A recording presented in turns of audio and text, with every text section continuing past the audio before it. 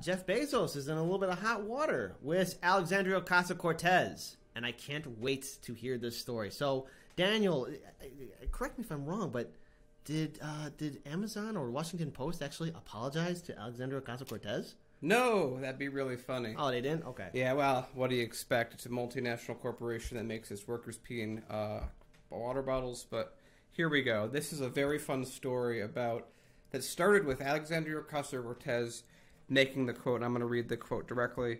I think it's wrong that a vast majority of the country doesn't make a living wage. I think it's wrong that you can work 100 hours and not feed your kids. I think it's wrong that corporations like Walmart and Amazon, keyword, you'll hear back why it's important in a second, can get paid by the government, essentially experience a wealth transfer from the public for paying people less than minimum wage. So that was a statement that I just read that I think to most people is, yeah, that makes a lot of sense. What's the issue here? Is there something that I missed? Well, according to the Washington Post, which is also owned by Jeff Bezos. So I just want to point out, we're not saying anything. I'm not saying anything. I wouldn't ever say things without knowing that, like what we're going to get into.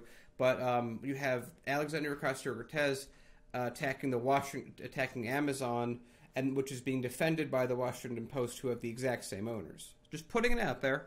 So we have this story of Washington Post, which recently did a fact check on Alexandria Ocasio-Cortez on that statement, which they eventually rated like 3 or 4 Pinocchios or something, one of their Pinocchio scale ratings that they gave.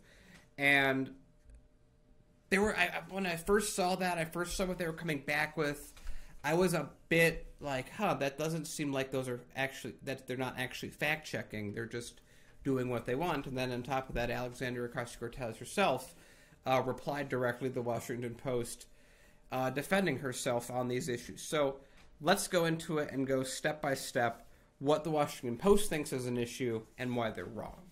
And I'm not going to use the term fake news because it's a little more complicated than that. These are people that have, it's like an ecosystem. These are people that have a certain mindset. They react a certain way. Sometimes they ask people to let them eat cake and they don't understand why that's wrong. This is no different. So one of the points that they made is that she said more than half of Americans don't make a living wage, and that's because half of Americans make less than $30,000 a year. To many people that you would ask what a living wage is, and the idea of, do I have enough money to have a life that I can enjoy to do things beyond just survive, that's not a living wage. But to the Washington Post, they thought, well, since most people each work a job or two and they make $15 an hour on average, if they were to commingle with a husband or wife that also works, then they would make about $30 an hour, not including how often they're actually working. And so therefore, they have a living wage, which of course discounts anyone that's single. So that was one of the things they called her out on, because under their very specific set of instructions, the living wage exists, but only if you're with someone and you're both working full-time, which of course I think is a little bit of crap. So no, a little bit of crap. It's a giant freaking bucket. So then the other one that they checked on was that Amazon and Walmart, because especially, I'm going to really stick with Amazon because I really think there's a connection, though I can't really say there's a connection. Amazon doesn't pay people minimum wage, and then the writer's like, well, of course they do. They pay the minimum wage. Not for all workers, not for all their contractors, and the point that she's trying to make, that she then clarified with additional context, is when you pay people so little money, which is something we've talked about with Walmart quite a bit.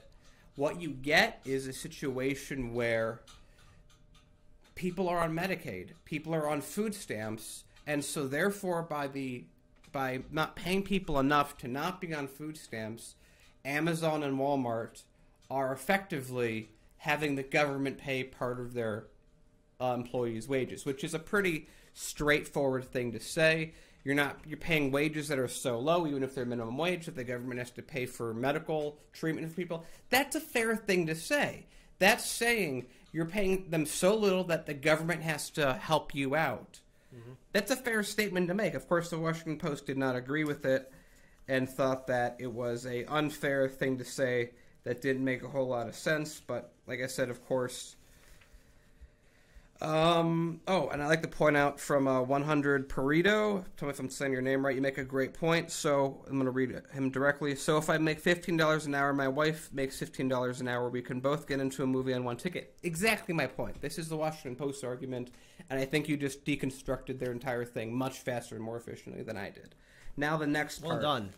The wealth transfer from companies. The Washington Post again said, no, they're not doing, there's no wealth transfer. What are you talking about? Again, if you aren't paying people enough to get health care and they have to get Medicaid from the government, and that turns out that, let's just to have a number thrown out there, that all of Amazon employees that aren't paid enough to get health insurance have to get, let's say, $250 million a year in aid from taxpayers.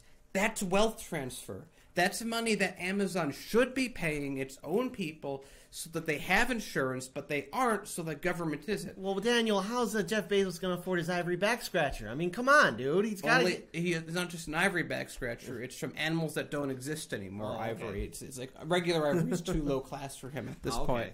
So the other point in this is that the Washington Post is like, Washington Post...